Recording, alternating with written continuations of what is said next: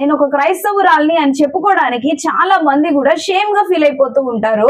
ఎందుకు అనంటే క్రైస్తవులు అయితే వీళ్ళని ఒకలాగా చూస్తారు లోకము అనేసి, మాకు లోకంలో దొరకవలసినవి దొరకవు అని చాలా మంది కూడా క్రిస్టియన్స్ అయ్యుండి కూడా క్రిస్టియన్ అని చెప్పుకోవడానికి భయపడుతూ ఉంటారు, బాధపడిపోతూ ఉంటారు. నేను యేసుక్రీస్తుని నమ్మాను, యేసై నా రక్షకుడు, ఆయన నా తండ్రి, ఆయన నా దేవుడు అని చెప్పడానికి అనేక మంది ఆలోచిస్తూ ఉంటారు. ఎందుకు అనంటే పిరికితనము. ఏదైనా ఇలా చెప్తే అమ్మో నా మీదకి ఎవరన్నా వస్తుందేమో, నా మీదకి ఎవరైనా వస్తారేమో, నాకు ఏదన్నా అవుతుందేమో, నన్ను ఎవరన్నా చేస్తారేమో, నన్ను తక్కువ చూపు చూస్తారేమో, ఇలాగా రకరకాలుగా అనుకుంటూ ఉంటారు. చూడండి, దేవుడు ఒక మాట చెప్తున్నాడు కదా, అందరి ముందు ఎవరైతే దేవుణ్ణి ఒప్పుకుంటారో దేవుడంట పరలోక రాజ్యంలో అందరి ఎదుట ఆ వ్యక్తిని కుమారుడని ఒప్పుకుంటాడు. హల్లెలూయా, దేవునికి స్తోత్రం. ఇంకా రాయబడి ఉంది కదా, ఎవరు అవిశ్వాసులంట అగ్ని గంధకములతో మండు గుండములో వారు పాలు పొందుతారంట. ఇది రెండవ మరణము. అవిశ్వాసము అనేది ఎంత మంది క్రైస్తవ సంఘాలలో పాతుకుపోయి ఉన్నది.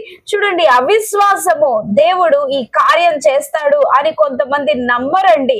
కొంతమంది దేవుడు ఒక కార్యం చేస్తారని, ఒక అద్భుతం చేస్తారని, ఒక రోగం స్వస్థపరుస్తారని, లేకపోతే దేవుడు ఇది చేస్తారని, నా దేవుడు గొప్పవాడు అని అసలు నమ్మకము విశ్వాసమే ఉండదు. నేను దేవుని సన్నిధిలో గనుక వెళితే నిశ్చయముగా దేవుడు నన్ను దీవిస్తాడు, లేకపోతే దేవుడు నన్ను గొప్పగా చేస్తాడు, నేను ఈ పని చేస్తే దేవుడు ఇలా చేస్తాడు అని ఒక విశ్వాసం అనేది ఉండదు. ఒక రోగం వచ్చినప్పుడు నా స్వస్థత దేవుని యొద్ద నుండి వస్తుంది, నేను ఖచ్చితంగా ఆయన సన్నిధిలో ప్రార్థన చేస్తా అని విశ్వాసం ఉండదు. వివాహాలు కావాలి అని అనుకుంటే నా అంతటి నేను చెయ్యాలి అని దేవుణ్ణి వదిలేసి అనేక మంది తన సొంత శక్తిని నమ్ముకొని, తన సొంత బలాన్ని నమ్ముకొని ముందుకెళ్ళిపోతూ ఉంటారు. కానీ దేవుని యందు విశ్వాసం ఎక్కడ కూడా ఉంచరు. వారితో దేవుడు అంటున్నాడు కదా, అవిశ్వాసము వదిలిపెట్టేయాలి. ఎలా వదిలిపెట్టాలి అవిశ్వాసము వదిలిపెట్టేసి విశ్వాసాన్ని హృదయంలోకి తీసుకురావడము అంత ఈజీ టాస్క్ కాదు అని చాలా మంది అనుకుంటూ ఉంటారు. కానీ నేను మీతో ఒక చిన్న మాట చెప్తున్నాను.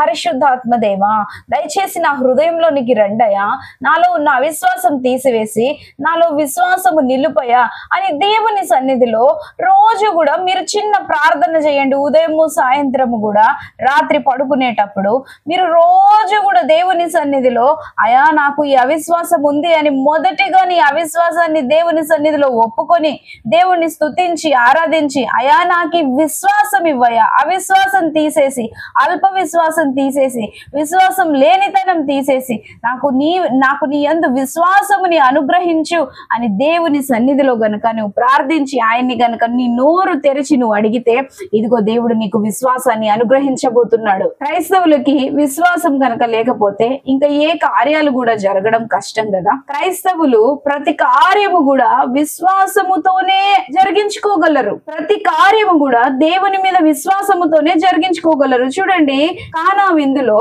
యేసుక్రీస్తు ప్రభు వారు ఆయన శిష్యులు పిలువబడతారు. మరియా ఉంటారు. ఆ కానా విందులో ద్రాక్ష రసం అయిపోతుంది. మరియా వచ్చి అంటది, అయ్యా ద్రాక్ష రసం అయిపోయింది.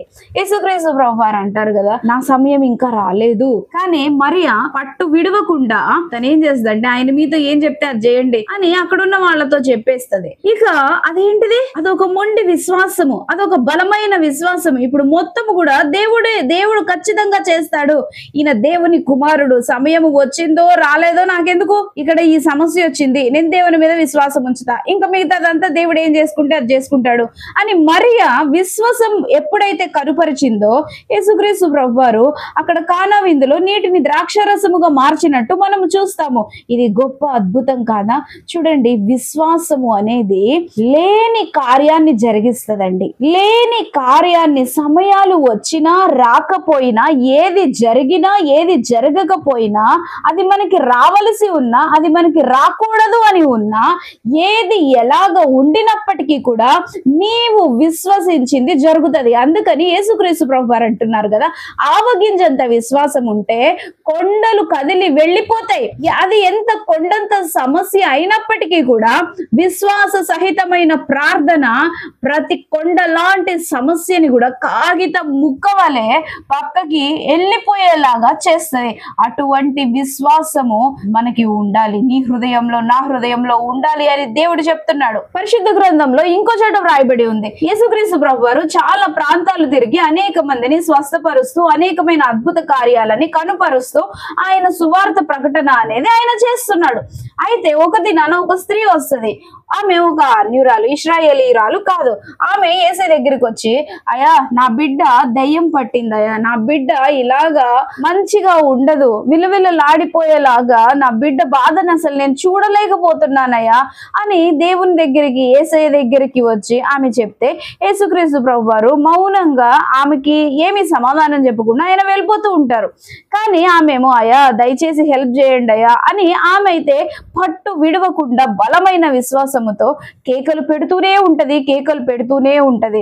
అప్పుడు ఆయన శిష్యులు కూడా అంటున్నారు కదా పక్క నుండి, ఏమనంటే, అయ్యా ఆమెను పంపించేయ్యా, ఆమె చూడు ఎలాగా అరుస్తుందో, ఆమెను పంపించేయ్యా అని శిష్యులు కూడా యేసుక్రీస్తు ప్రభువారికి చెప్తుంటే శిష్యుల విన్న పని కూడా దేవుడు పక్కన పెట్టేశాడు. కొన్నిసార్లు నీ విశ్వాస సహితమైన ప్రార్థన బలమైన కార్యాలను జరిగిస్తుంది. పక్క నుండి కొంతమంది రికమెండేషన్స్ చేస్తూ ఉంటారు. అంటే నిన్ను ప్రేమించే వాళ్ళు, నీ మేలు కోరే వాళ్ళు పక్క నుండి నీ కోసం, అయ్యా ఆ మేలు చెయ్యయ్యా, ఆమెకు ఆ మేలు చెయ్యయ్యా అని దేవుని సన్నిధిలో ప్రార్థన చేస్తూ ఉంటారు. అదే నా శిష్యులు కూడా అదే చేశారు. అయ్యా ఆమె వస్తుంది, ఆమెని పంపివేయ్యా అంటే ఆమెని హెల్ప్ చేసి ఆమె విషయం ఏదైతే ఉందో అది సాల్వ్ చేసి ఆమెను పంపేయ్యా అని శిష్యులు పక్క నుండి ప్రార్థనలు, విన్నపములు, రికమెండేషన్స్ చేస్తున్నారు. కానీ యేసుక్రీస్తు ప్రభువారు అన్నిటిని కూడా పక్కన పెట్టేశారు. ఆయన అంటున్నాడు కదా, నేను వారి దగ్గరికి పంపబడ్డా, నేను ఇశ్రాయేలీల దగ్గరికి పంపబడ్డాను, మొదట పిల్లలు తృప్తి పొందాలి అని శిష్యులకి కూడా ఆయన ఆన్సర్ ఇస్తున్నాడు. కానీ నేను స్వస్థపరుస్తాను అనే మాట యేసయ్య నోట్లో నుండి రావట్లేదండి. అప్పుడు ఆమె బలమైన విశ్వాసంతో ఆమె అంటుంది కదా, అవునయ్యా నువ్వు చెప్పింది నిజమే, నువ్వు ఇశ్రాయేలీల దగ్గరికే పంపబడ్డావేమో, నువ్వు అన్యుల దగ్గరికే పంపబడలేదేమో, కానీ ఏది ఏమైనా కానీ అయ్యా నీ పిల్లలు బల్ల మీద కూర్చొని భోజనం చేస్తూ ఉంటారు కదా, అప్పుడు ఏదైనా ఒక ముక్క గనక కింద రాలి పడిపోతే నీ పిల్లలు తినరు కదా. ఆ ముక్క, ఆ పడిపోయిన ఆ ముక్కలు కుక్కలే కదయ్యా తింటాయి, కుక్క పిల్లలే కదయ్యా తింటాయి. మరి ఆ కుక్క పిల్లలాగా అనుకొని, అంటే ఆమెను చూడండి, ఆమె తగ్గించుకొని ఎంత బలమైన విశ్వాసము, ఖచ్చితంగా నువ్వు చెయ్యగలవు. నువ్వేమంటున్నావు అంటే నీ పిల్లలకే చేస్తాను, ఇశ్రాయేలీలకి చేస్తాను అంటున్నావు, కానీ నువ్వు నన్ను ఒక కుక్క పిల్లలాగా అనుకో. ఇదిగో దయచేసి నాకు కూడా ఈ కృపనివ్వు, నా కూతురు బాధ నేను చూడలేకపోతున్నాను అని బలమైన విశ్వాసముతో ఆమె తగ్గించుకొని, అయ్యా ఇదిగో ఆ కుక్క పిల్లలు తింటాయి కదయ్యా బల్ల మీద నుండి పడిన ఆ రొట్టె ముక్కల్ని, దయచేసి నువ్వు కనికరించు అని ఆమె బలమైన విశ్వాసము ఎప్పుడైతే కలిగి ఉందో యేసయ్య అంటున్నాడు కదా, అమ్మా ఏమంటున్నాడు అప్పటి వరకు వేసే సైలెంట్ అయిపోయాడు. అప్పుడు అంటాడు, అమ్మా నీ విశ్వాసము గొప్పది. అబ్బబ్బబ్బా, ఇదంతా కూడా విశ్వాసము ఎలాంటి కార్యాలని జరిగిస్తుంది అని ఇల్లుస్ట్రేట్ చాలా క్లియర్ గా అందరికి కూడా తెలియచేస్తుంది. యేసుక్రీస్తు ప్రభువారు పక్కనున్న వాళ్ళ ప్రార్థనలు వినలేదు. ఆమె అరుస్తున్నా గాని, ఆమె పిలుస్తున్నా గాని, ఆమె ప్రార్థన కూడా స్టార్టింగ్ లో యేసుక్రీస్తు ప్రభువారు వినలేదు. కానీ ఆమె విశ్వాసము ఏం చేసింది అని అంటే యేసయ్య హృదయాన్ని కదిలిచ్చేసింది. యేసయ్యకి విశ్వాసము ఏ వ్యక్తి అయినా కలిగి ఉంటే అది ఎంతో ఇష్టమైనది, అది ఎంతో ప్రీతికరమైనది. ప్రియ సహోదరి, ఆ విశ్వాసము ఏం చేస్తుంది అంటే కొండల లాంటి సమస్యలని కదిలించేస్తుంది. విశ్వాసము జీవితంలో బలమైన కార్యాలను తీసుకొస్తుంది. నీ గృహంలో ఎటువంటి భయంకరమైన పరిస్థితి ఉందో కానీ, నువ్వు అక్కడికి వెళ్ళి చాలా అలసిపోయావేమో, కానీ దేవుడు నీతో చెప్తున్నాడు, నీవు గనక దేవుని సన్నిధిలో విశ్వాసము కలిగి ఉంటే ఇదిగో దేవుడు నిన్ను ఆశీర్వదించబోతున్నాడు, దేవుడు నిన్ను లేవనెత్తబోతున్నాడు. ఆమె ఆ విశ్వాసం కలిగి ఉంటే, అమ్మా నీ విశ్వాసము గొప్పది. అబ్బా ఎంత గొప్ప మాట, ఎంత మధురమైన మాట అండి. అమ్మా నీ విశ్వాసము గొప్పది, ఇదిగో నువ్వేదైతే అనుకుంటున్నావో అది జరిగిపోయింది అని యేసుక్రీస్తు ప్రభు గారు అంటే, ఆమె ఇంటికి వెళ్ళి ఆమె కూతురు స్వస్థపరచబడము ఆమె చూసింది, ఆమె బిడ్డ స్వస్థపరచబడము ఆమె చూసింది. ఎంత బలమైన కార్యం అండి. ఏదైతే జరగవు అని అనుకుంటావో జరగని కార్యాలని, ఏ హోప్ లేని కార్యాలని కూడా విశ్వాసం జరిగిస్తుంది. విశ్వాసం అంత బలమైన వెపన్ ప్రతి ఒక్క అపవాది చర్యలని కూడా చీల్చివేస్తుంది. విశ్వాసం అనే బలమైన వెపన్ అపవాది యొక్క కాడి మొత్తాన్ని ఏదైతే నీ మీద పెట్టారో వాటన్నిటిని కూడా తీసి పక్కన పడేస్తుందండి. నీవు విశ్వాసము కలిగి ఉండు, నీవు షేక్ చేయగలవు. ఏ సమస్య అయితే ఉందో ఆ సమస్యని నువ్వు వెళ్ళిపో అని అంటే అది వెళ్ళిపోవాలి. ఇంకా అదే కాకుండా పరిశుద్ధ గ్రంథంలో మనం అనేక సార్లు చూస్తే, అనేక సార్లు యేసుక్రీస్తు ప్రభు వారు అంటారు కదా, నీ విశ్వాసమే నిన్ను స్వస్థపరిచింది, నీ విశ్వాసమే నిన్ను స్వస్థపరిచింది, నీ విశ్వాసమే నిన్ను స్వస్థపరిచింది. పరిశుద్ధ గ్రంథం చదివిన వాళ్ళు ఎంతమంది చూస్తారండి ఈ మాట?